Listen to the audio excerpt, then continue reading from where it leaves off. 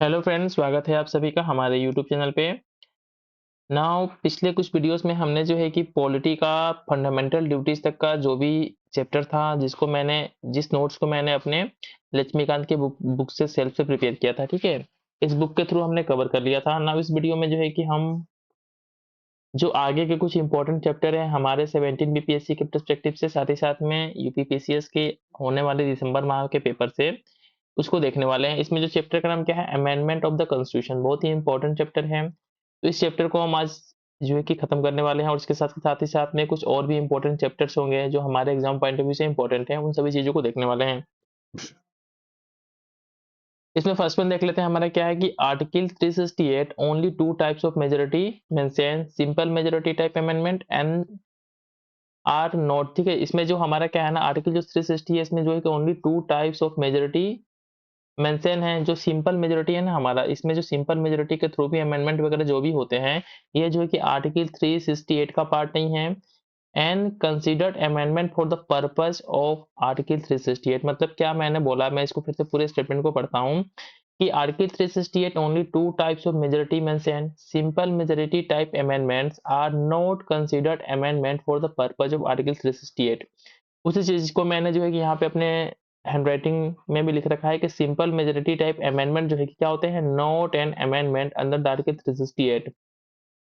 Now next one देख लेते हैं क्या है, दस the constitutional amendment act must be passed by the special majority. Special majority का मतलब क्या होता है कि 50% of the total member plus 2/3 of present, मतलब जितना भी स्ट्रेंथ है उसके 2/3 जो है कि प्रेजेंट होने चाहिए, और 50% से ऊपर जो है कि उसके फेवर में होना चाहिए, तब जाकर कोई जो है कि हमारा कॉन्स्टिट्यूशनल अमेंडमेंट बिल जो है कि पास होता है।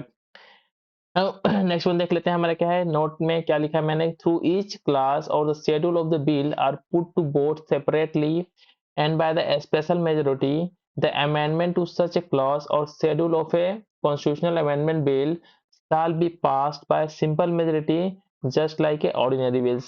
इसमें कुछ इंपॉर्टेंट चीजों को मेंशन किया गया है। इसमें साथ ही साथ में क्या होता है कि देखिए जो कॉन्स्टिट्यूशनल अमेंडमेंट बिल होता है हमारा क्या होता है इसमें, इन आइदर हाउस, ठीक है। जो हमारा किसी भी मतलब हाउस में जो है कि इंट्रोड्यूस किया जा सकता है। साथ ही साथ में क्या होता है, आइदर मिनिस्टर और द प्राइवेट मेंबर और note prior section of president. किसी प्रकार का कोई जो है कि प्रायर जो है कि प्रेसिडेंट का कोई उसमें स्वीकृति लेना अनिवार्य नहीं है।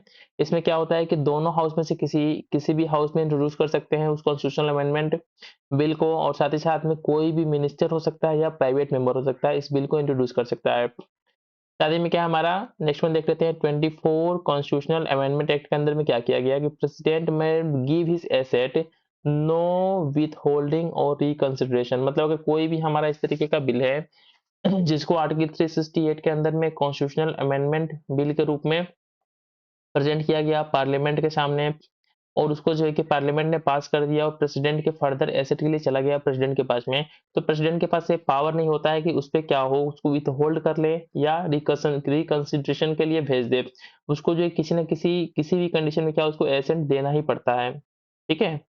नाउ नेक्स्ट वन देख लेते हैं, इसमें क्या हमारा कि 42nd लॉ क्या है हमारा, distinction between the state and the union laws for challenging their constitutionality. High Court cannot strike union laws, Supreme Court not state laws, no judicial review on the Constitutional Amendment Act। इस तरीके से कुछ provision थे हमारे 42nd law में। अब कुछ चीजों को मैंने यहाँ पे ऑलरेडी लिख रखा है हैंडराइटिंग फॉर्म में, उसको मैं पढ़ देता हूँ कि कॉन्स्टिट्यूशनल अमेंडमेंट एक्ट बिल जो है क्या हमारा आइदर हाउस, दोनों हाउस में प्रेजेंट लाया जा सकता है। साथ ही साथ में वो मिनिस्टर हो या प्राइवेट मेंबर हो, दोनों कोई भी जो है कि इस बिल को इंट्रोड्यूस कर सकता है, और किसी प्रकार का क्या जो है कि नो प्रेसिडेंट का परमिशन, मतलब प्रेसिडेंट की परमिशन की आवश्यकता नहीं होती है। साथ ही में जो 24 कॉन्स्टिट्यूशनल अमेंडमेंट एक्ट था, इसके अंदर क्या था कि प्रेसिडेंट को अपना एसेट देना अनिवार्य है, ठीक है, ये मेंशन है। इस चीज को मैंने थोड़ा शॉर्ट फॉर्म में और इजी लैंग्वेज में यहाँ पे लिख रखा है। अब हम बात करते हैं टाइप्स ऑफ अमेंडमेंट के, कितने कितने टाइप्स के अमेंडमेंट्स हमारे कॉन्स्टिट्यूशन में हैं। तो फर्स्ट वन क्या हमारा सिंपल मेजोरिटी है, सेकेंड वन क्या हमारा स्पेशल है, उसके बाद से क्या हमारा कंसेंट ऑफ स्टेट्स। इतने टाइप के हमारे जो है कि मेजोरिटी जो है कि हमारे कॉन्स्टिट्यूशन में दिए गए हैं। तो फर्स्ट वन देख लेते हैं, हमारा क्या है जो सिंपल मेजोरिटी है, इसको जो है कि अगर हमारा सेकेंड, फिफ्थ और साथ ही साथ में सिक्स शेड्यूल में किसी भी सब्जेक्ट को अमेंड करना हो तो इसके लिए क्या हमको जो कि सिंपल मेजोरिटी के थ्रू ही जो कि इस अमेंडमेंट को किया जा सकता है। ठीक है, फिर से मैं रिपीट करता हूँ कि सेकेंड, फिफ्थ और सिक्स्थ शेड्यूल को यदि हमको अमेंड करना हो, कुछ उसमें चेंजेस करने हो, तो इसको जो है कि सिंपल मेजोरिटी के थ्रू ही इस चेंजेस को किया जा सकता है। जैसे कि हमारा क्या हो गया, सिटीजनशिप हो गया, election to the parliament and state legislature, इसके बाद से क्या हो गया, पार्लियामेंट्री प्रिविलेजेस हो गए, नंबर ऑफ जजेस in supreme court, salaries and allowance of the MPs, और साथ ही साथ में क्या, न्यू स्टेट, साथ ही साथ में क्या हमारा लेजिस्लेटिव काउंसिल और अल्टरेशन ऑफ बाउंड्रीज हो गए, डीलिमिटेशन ऑफ द कॉन्स्टिट्यूएंसी और the conferment of more jurisdiction to supreme court. इन सभी चीजों को करने के लिए बस क्या किसी भी पार्लियामेंट के सदन में सिंपल मेजोरिटी के थ्रू जो है कि बिल्स को लाके पास करने का प्रोविजन है कॉन्स्टिट्यूशन के अंदर में। लेकिन कुछ हमारे सब्जेक्ट इस तरीके से है ना कॉन्स्टिट्यूशन में, जिनको जो है कि अमेंड करने के लिए, ठीक है, क्या हमको स्पेशल मेजोरिटी चाहिए। जैसे कि हमारा क्या हो गया, फंडामेंटल राइट्स हो गया, डीपीएसपी हो गया, और जो भी इसमें रिमेनिंग चीजें हो गई, ठीक है, ये सभी की सभी किसमें आती है, हमारी स्पेशल मेजोरिटी के थ्रू ही जो कि इनको पार्लियामेंट के किसी भी हाउस में पास किया जा सकता है। अब कुछ हमारे इस तरीके से प्रोविजंस है कि इनको स्पेशल मेजोरिटी से पास होने के साथ ही साथ क्या हमारा कंसेंट ऑफ द स्टेट भी चाहिए, स्टेट का कंसेंट भी चाहिए। जैसे कि इलेक्शन ऑफ प्रेसिडेंट, कि किस मेथड से हमारा इलेक्शन होगा प्रेसिडेंट का, इसको यदि आपको मॉडिफाई करना हो तो आपको कंसेंट ऑफ स्टेट की जरूरत पड़ती है। Supreme court and high court हो गया, साथ ही साथ में legislative and the executive power of the union in states हो गया, 7 शेड्यूल हो गया, आर्टिकल 368 इटसेल्फ हो गया। इसके बाद से क्या हो गया, representation of the states in the parliament. इन सभी चीजों को जो है कि आपको अमेंड करना होगा, तो जो स्टेट से हमारे उनका कंसेंट भी इसमें मैटर करता है। नाउ नेक्स्ट वन देख लेते हैं, हमारा जो है कि क्या है कि जब हम बात करते हैं नेक्स्ट चैप्टर हमारा क्या है, इसमें सेंटर स्टेट रिलेशन। ठीक है, सेंटर स्टेट रिलेशंस को देख लेते हैं कि इसमें क्या क्या इंपॉर्टेंट है हमारे एग्जाम के रिस्पेक्टिव शेप। तो इसमें क्या है कि जब नोट यहाँ पे मैंने डाल रखा है, इसको मैं पढ़ देता हूँ पहले। कॉन्स्टिट्यूशन है provided division of executive, legislative, administrative powers but note the judicial power ऐसे इंटीग्रेटेड। मतलब कि जो भी हमारा कॉन्स्टिट्यूशन ने जो है ना एग्जीक्यूटिव, लेजिस्लेटिव और एडमिनिस्ट्रेटिव पावर को जो है कि डिवाइड किया है। जैसे कि डिवीजन ऑफ पावर की जब बात करते हैं हम, कि किस तरीके से पावर का डिवीजन हुआ है, तो किस तरीके से हमारा कुछ पावर एग्जीक्यूटिव के पास है, कुछ लेजिस्लेटिव्स हैं, कुछ हमारे एडमिनिस्ट्रेटिव पावर है। लेकिन जब हम जुडिशियल पावर की बात करते हैं तो ये किस फॉर्म में, हमारा इंटीग्रेटेड जुडिशरी है हमारा। ठीक है, इसमें जो इस तरीके का क्लासिफिकेशन देखने को नहीं मिलता कि जुडिशियल में समथिंग, ये इस जुडिशियल मैटर को आप देखोगे, इसको आप देखोगे, ये पूरा का पूरा क्या है, एक इंटीग्रेटेड हमारा जुडिशरी है। ये कॉन्सेप्ट को आपको जो है कि याद रखना है। साथ ही में क्या है, हमारा लेजिस्लेटिव पावर क्या है, हमारा नोट क्या है, डिस्ट्रीब्यूशन ऑफ क्या हमारा legislative power between the centre and state, क्या हमारा डिजिट फॉर्म में है। जो भी हमारा लेजिस्लेटिव पावर का डिस्ट्रीब्यूशन हो रखा है सेंटर और स्टेट के बीच में, क्या हमारा बहुत ही रिजिड फॉर्म में है। अब कुछ चीजों को इसमें देख लेते हैं हम लोग, जो ऑलरेडी मैंने यहाँ पे लिखा है कि टेरिटोरियल एक्सटेंट ऑफ लेजिस्लेशन की बात करते हैं तो क्या है, exceptions on the plenary powers of the parliament. इसमें कुछ सब पार्ट्स है इसके, क्या हमारा प्रेसिडेंट, उसके साथ क्या है हमारा 4 UTs, peace and good governance में repeal and amend any act of the parliament. जो हमारे कुछ एक्सेप्शंस की बात करते हैं, टेरिटोरियल एक्सटेंट में किस तरीके से लेजिस्लेशन वर्क करेगा, तो इसमें क्या हमारा 4 यूटी के मामले में प्रेसिडेंट के पास ज्यादा पावर होता है। साथ ही साथ में वहां पे पीस और हार गुड गवर्नेंस को स्टेब्लिश करने का जिम्मेदारी किसकी होती है, हमारी गवर्नर की होती है। साथ ही में हम जब बात करते हैं कि शेड्यूल एरियाज की, 5th शेड्यूल एरियाज, गवर्नर में direct if act of the parliament state is applicable. साथ ही में क्या होता है, हमारा ट्राइबल्स एरिया हो गया, दैट मीन्स कि 6 शेड्यूल वाले हो गए एरिया। यहाँ पे क्या होता है, ये एक्ट ऑफ द पार्लियामेंट क्या होता है, हमारा गवर्नर के पास ज्यादा पावर होता है with compare to Assam government के। साथ ही साथ में क्या होता है, हमारा act of state respective government हमारा। इसके बाद से हम जब बात करते हैं प्रेसिडेंट के पावर, तो क्या हमारा ये शेड्यूल एरियाज का क्या, हमारे मिजोरम हो गया, मेघालय हो गया, त्रिपुरा हो गया और मिजोरम हो गया। यहाँ पे क्या होता है, हमारे सभी के सभी शेड्यूल एरिया हैं और यहाँ पे गवर्नर को ज्यादा पावर होता है विद कंपेयर टू स्टेट। ठीक है, इन चीजों को फिर से थोड़ा हम क्लैरिफिकेशन के लिए थोड़ा फिर से इन चीजों को बोल देते हैं। इन चीज़ों को थोड़ा फिर से मैं रिपीट कर देता हूँ। क्या है कि टेरिटोरियल एक्सटेंट ऑफ लेजिस्लेशन की बात करते हैं कि किस-किस तरीके से किस टेरिटोरियल एक्सटेंट में किसका लेजिस्लेशन है। तो कुछ हमारे हर जगह तो क्या पार्लियामेंट के पास सुप्रीम पावर है लेजिस्लेट करने का, लेकिन कुछ एक्सेप्शंस की कंडीशंस आते हैं। जैसे कि प्रेसिडेंट के पास क्या पावर होता है हमारा 4 ड्यूटीज़ की जब हम बात करते हैं, तो 4 ड्यूटी के मामले में प्रेसिडेंट के पास क्या होता है, ज़्यादा पावर होता है। साथ ही साथ में क्या होता है जब हम शेड्यूल एरियाज़ की बात करते हैं जैसे 5th शेड्यूल हो गया, तो इस कंडीशन में भी क्या होता है गवर्नर के पास ज़्यादा पावर होता है। गवर्नर में direct if act of the parliament state is applicable on this particular territorial area और नॉट। साथ ही साथ में क्या होता है जब हम ट्राइबल एरियाज़ की बात करते हैं दैट मीन्स कि 6th शेड्यूल की बात करते हैं, तो क्या पे होता है हमारा एक्ट ऑफ द पार्लियामेंट के कंडीशन में बात करते हैं, तो क्या होता है हमारा गवर्नर का पावर ज़्यादा होता है असम गवर्नमेंट से। साथ ही साथ में एक्ट ऑफ स्टेट की बात करते हैं, तो हमारा रिस्पेक्टिव जो गवर्नर्स होता है वो वहाँ पे ज़्यादा पावर होता है विद कंपेयर टू स्टेट। जब हम किस स्टेट्स की बात करते हैं जैसे हमारे शेड्यूल एरिया वाले स्टेट्स हो गए, मेघालय हो गया, त्रिपुरा हो गया और मिजोरम हो गया, तो यहाँ पे प्रेसिडेंट के पास ज़्यादा पावर होता है विद कंपेयर टू स्टेट। अब हम नेक्स्ट वन देख लेते हैं क्या हमारा distribution of the legislative subject की बात करते हैं, तो क्या हमारा यूनियन के लिस्ट में कितना है 100 है, ओरिजिनल कितना था हमारा 97 था। स्टेट में कितने हमारे 61 है, ओरिजिनल जो है कि 66 था। साथ ही साथ में जब हम कंकरेंट की बात करते हैं तो इसमें 52 है इसमें प्रेजेंट में, और 47 क्या था हमारा ओरिजिनल था। कुछ चेंजेस आए इसमें से किसी का पावर जो है कि किसी समथिंग किसी दूसरे लिस्ट में ट्रांसफर हो गया है, जिससे कि किसी में इंक्रीज हो गया और किसी में डिक्रीज हो गया है। नेक्स्ट वन देख लेते हैं इसमें क्या है the parliamentary legislation in state field. क्या होता है कि पार्लियामेंट्री लेजिस्लेशन इन स्टेट फील्ड कुछ हमारे इस तरीके से होते हैं कि स्टेट फील्ड में भी क्या पार्लियामेंट का पावर होता है लेजिस्लेट करने का। तो 5 एक्स्ट्रा ऑर्डिनरी सिचुएशन ऐसे होते हैं, जैसे क्या हो गया when the Rajya Sabha passes resolution a special majority 2/3 such resolution have to renew every 1 year. If cases, then the law ineffective after the 6 months of the such seizing and does not restrict power of the state to legislate on the same subject.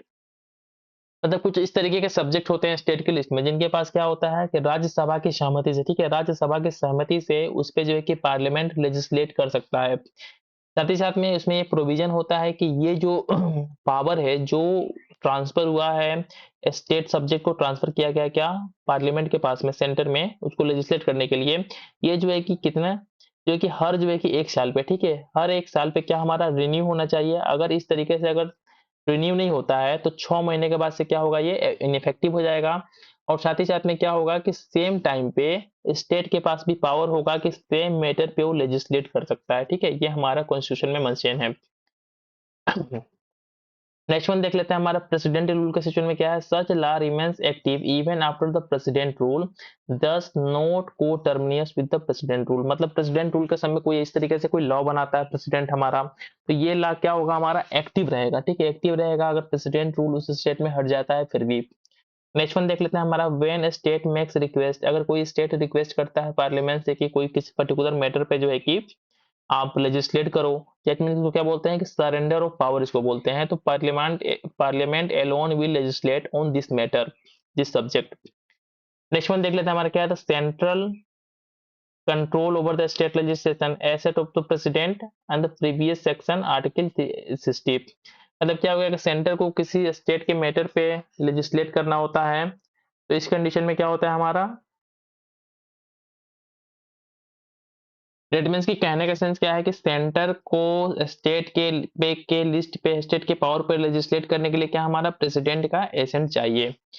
Now हमने legislation power देख लिया। Next one देख लेते हैं हमारा किस तरीके से एडमिनिस्ट्रेटिव पावर जो है, ठीक है, इसका डिस्ट्रीब्यूशन किस तरीके से हमारा सेंटर और स्टेट के बीच में होता है। तो फर्स्ट वन देखते हैं क्या है distribution of the executive power की जब बात करते हैं जो कंकरेंट लिस्ट है ना, इसमें कुछ हमारे एग्जीक्यूटिव पावर्स हैं उन पे क्या हमारा स्टेट के पास पावर होता है उन पे लेजिस्लेट करने का, ठीक है।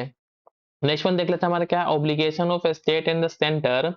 Article 256 compiled parliament law and article 257 does not prejudice, ठीक है, ये इतना इंपॉर्टेंट है नहीं, इसको स्टेटमेंट को आप स्किप भी कर सकते हैं। नेक्स्ट वन देख लेते हैं हमारा क्या है centre direction to state. Article 257 में कुछ हमारा मेंशन है कि सेंटर कुछ मैटर्स में क्या है हमारा स्टेट्स को डायरेक्शन दे सकता है कि आप इस तरीके से वर्क करो, जैसे मीन्स ऑफ कम्युनिकेशन हो गया, रेलवे हो गया, साथ ही साथ में instruction in the mother language हो गया, साथ ही साथ में schemes for the welfare of the STs. इन सभी मैटर्स में सेंटर के पास पावर होता है कि वो स्टेट को डायरेक्ट कर सकता है, कुछ डायरेक्शन दे सकता है कि आप इस तरीके से प्रॉपर तरीके से वर्क करो इन मैटर्स में। नाउ नेक्स्ट वन देख लेते हैं, इसमें क्या है, एडमिनिस्ट्रेटिव पावर में क्या है, mutual delegation of power either by the agreement और द बाय लेजिस्लेशन। कुछ हमारे क्या होते हैं, कुछ मैटर्स होते हैं जिनमें सेंटर और स्टेट के बीच में म्यूचुअल और अंडरस्टैंडिंग एस्टेब्लिश हो जाती है, जिसके बेसिस पे होता है कि सेंटर और स्टेट जो है कि प्रॉपर वे में जो है कि उस पर्टिकुलर मैटर पे हमारा लेजिस्लेट कर पाते हैं। नेक्स्ट वन देख लेते हैं, हमारा क्या है, cooperation between the centre and state, article 262, 263, full faith and credit clause. Article 307, parliament में appoint authority for the inter state freedom of trade commerce and industry. Next one देख लेते हैं, हमारा ऑल इंडिया सर्विस हो गया। इसके बाद से नेक्स्ट वन क्या हमारा, पब्लिक सर्विस कमीशन हो गए हैं, रिलेशंस ड्यूरिंग द इमरजेंसी, ठीक है, ये सभी सभी मैटर्स हो गए।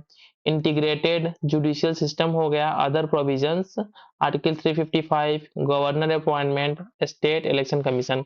इन सभी मेथड में क्या होता है ना, हमारा एडमिनिस्ट्रेटिव पावर्स होता है ये, और साथ ही साथ में क्या होता है हमारे, वो कंकरेंट लिस्ट में भी आते हैं। नेक्स्ट वन देख लेते हैं, हमारा किस तरीके से फाइनेंशियल रिलेशन हमारा वर्क करता है सेंटर और स्टेट के बीच में। तो कुछ मैंने पहले से यहाँ पे आर्टिकल लिख रखा है। आर्टिकल 275 क्या होता है हमारा, स्टैट्यूटरी ग्रांट से रिलेटेड होता है। आर्टिकल 282 क्या होता है हमारा, इसमें हमारा डिस्क्रिमिनेटरी ग्रांट होता है। साथ ही साथ में सेस क्या होता है हमारा, आर्टिकल 270 में मेंशन है, और ये सेंटर और साथ ही साथ में स्टेट दोनों के द्वारा लगाया जा सकता है। सरचार्ज क्या हमारा, आर्टिकल 271 में मेंशन है, और साथ ही साथ में बाय स्टेट ओनली, ठीक है, स्टेट गवर्नमेंट के द्वारा बस ओनली जो है कि सरचार्ज को लगाया जा सकता है। साथ ही में बस इसमें यही हमारे इंपॉर्टेंट है, जो भी चीजें मैंने आपको बताया ये सभी की सभी चीजें इतनी ही इंपॉर्टेंट है इस फाइनेंशियल रिलेशन में से। साथ ही साथ में नेक्स्ट वन थोड़ा इन चीजों को मैं पढ़ देता हूँ जिससे आपको थोड़ा सा क्लैरिटी आ जाए कि taxation on the concurrent subject both centre and state does not exclusive. Grant units देख लेते हैं, to the state statutory grant होता है हमारा, आर्टिकल 275 ऑलरेडी बताया। Empowers parliament to make grant to state who are in need of the financial assistant also for the welfare of STs given on recommendation of the finance commission. Next one देख लेते हैं हमारा, जब discriminatory grant की बात करते हैं तो आर्टिकल 282 में मेंशन नहीं है, by both centre and the state, दोनों के द्वारा जो है कि एक ग्रांट दिया जा सकता है किसको, for any public purpose even beyond their legislative competence. Next one देख लेते हैं हमारा नोट में क्या है, हमारा difference between the cess and surcharge क्या होता है हमारा, ऑलरेडी मैंने बताया कि सेस क्या हमारा आर्टिकल 270 में मेंशन है, और इसको क्या हमारा सेंटर और साथ ही साथ में स्टेट दोनों के द्वारा लगाया जा सकता है। जबकि जब सरचार्ज की बात करते हैं तो आर्टिकल हमारा 271 में मेंशन है, और ये ओनली सेंटर के द्वारा जो है कि इसको लगाया जा सकता है, ठीक है, ओनली सेंटर के द्वारा इसको लगाया जा सकता है। सॉरी यहाँ पे मैंने गलत बता दिया था, इस सरचार्ज जो क्या हमारा ओनली सेंटर के द्वारा इसको लगाया जा सकता है। अब नेक्स्ट वन देख लेते हैं हमारा क्या था, following bills need recommendation of the president to protect the interest of the states. क्या हमारा, bill imposing on the varies any tax of duty in which states are concern. Next one क्या हमारा, bill varies meaning of the agriculture income. Next one क्या हमारा, bill which affects principle on which the monies are और may be distributed to the states. Next one क्या हमारा, bill विच imposes any surcharge और any specific tax और duty for the purpose of centre. Next one क्या है हमारा, देख लेते हैं इसमें क्या है, बोरोइंग बाय द सेंटर क्या है हमारा, on security of consolidated fund of India और any other but both within limit prescribe by the parliament. मतलब कि पार्लियामेंट कुछ हमारा लिमिट प्रिस्क्राइब करता है, उसमें क्या उतना ही हमारा जो है कि सेंटर किसी चीज के थ्रू सिक्योरिटी या कंसोलिडेटेड फंड ऑफ इंडिया के बेसिस पे बोरो कर सकता है। बोरिंग बाय स्टेट की बात करते हैं तो क्या होता है हमारा, बट इसमें क्या होता है कि on security of the consolidated fund of state के बेसिस पे, but with in the limit prescribe by the state legislature. State legislature जितना हमारा लिमिट प्रिस्क्राइब करेगा उतना ही क्या हमारा सेंटर स्टेट जो है कि हमारा बोरो कर सकता है। साथ ही साथ में क्या होता है, central giving loans to state और giving guarantee on the loans of state charge on the consolidated fund of India. Next one देख लेते हैं क्या हमारा, इंटर गवर्नमेंटल टैक्स इम्यूनिटीज क्या क्या है इसमें। एग्जाम्पशन की बात करते हैं तो क्या हमारा, central property from the state taxation. साथ ही साथ में क्या होता है, all property of centre exempted from all taxes imposed by any authority corporation और the company of the centre not exempted. मतलब क्या होता है, कुछ हमारी प्रॉपर्टी होती है सेंटर की जो किसी भी प्रकार की जो स्टेट का टैक्स होता है ना उससे क्या हमारा उससे फ्री होता है। लेकिन क्या होता है हमारा कुछ कॉर्पोरेशन और कंपनी होगा सेंटर का, तो वो हमारा क्या होगा, स्टेट टैक्सेशन से फ्री नहीं होगा। नेक्स्ट वन देख लेते हैं हमारा क्या है, exemption of the state property from the central. कुछ हमारे स्टेट की प्रॉपर्टी होती है जो हमारे सेंट्रल के टैक्स से हमारे फ्री होता है, जैसे क्या हो गया हमारा property and income of the state exempt from the central taxation, but the center can tax commercial operation of the state if the parliament provided। लेकिन अगर कोई स्टेट हमारा क्या है कुछ कॉमर्शियल ऑपरेशन कर रहा है तो उस पे पावर होता है पार्लियामेंट का कि उस पर्टिकुलर स्टेट की प्रॉपर्टी पे सेंटर टैक्स लगा सकता है। साथ ही में क्या होता है हमारा state corporation plus property of the local authority not exempt from the central tax. जो भी हमारा स्टेट कॉर्पोरेशन हो गए साथ ही साथ में property of the local authority हो गया, ये हमारे सेंटर के टैक्स से फ्री नहीं होते हैं, एग्जेम्प्ट नहीं होते हैं, इनको टैक्स देना पड़ता है सेंटर को। ना इस तरीके से हम जो कि नेक्स्ट हमारा जो चैप्टर है इंटर स्टेट रिलेशन है जो हमारे एग्जाम पॉइंट ऑफ व्यू से अगेन बहुत इंपॉर्टेंट है, इसको जो है कि नेक्स्ट वीडियो में हम लोग कवर कर लेंगे। थैंक्स फॉर वॉचिंग, मिलते हैं नेक्स्ट वीडियो में।